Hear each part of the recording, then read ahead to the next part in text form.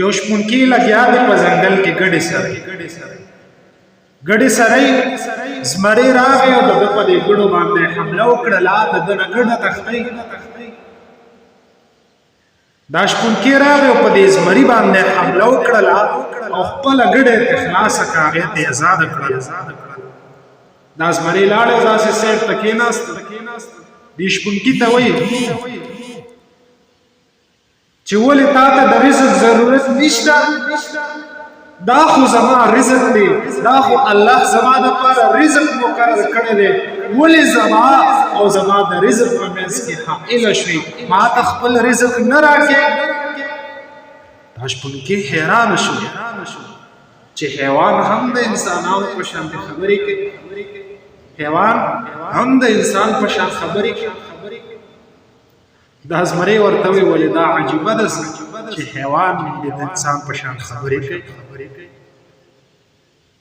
وایي تا د دې نه بله عجیبه نه ده لیدلې څه شی وایي د دې غره نه هغې طرف ته د الله یو پیغمبر راغلی دی او تاسو خلق دین ته رابلي تاسو اسلام ته رابلي تاسو ته د کلمې دعوت درکوي او تاسو د هغه نافرماني کوئ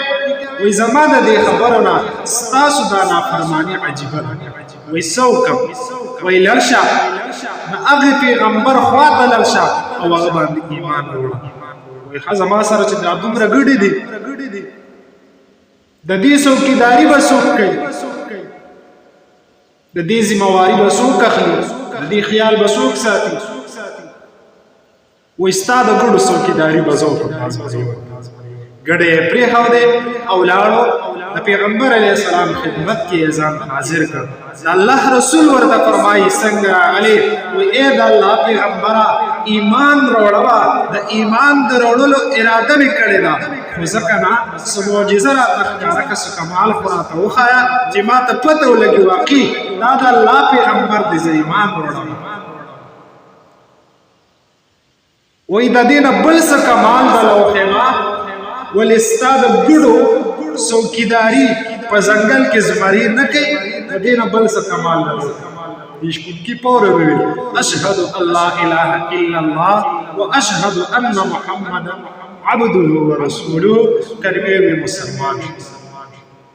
بیا ورته د الله رسول فرمایي چې دا واقع ټولو ته ورسوه او ټولو ته دا ووایه دې چې واپس راغی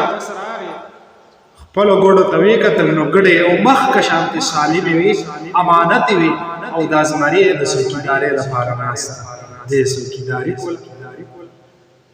دې ډېر زیات خوشحاله شو او د ډېرې خوشحالۍ نه یې یوه ګډه راونیوه او هغې حلاله کړله او دې زمري له یې مخې ته کېښوده چې دا واخله دا وخوره دا ستا انعام دی دا ستا میلمستیا ده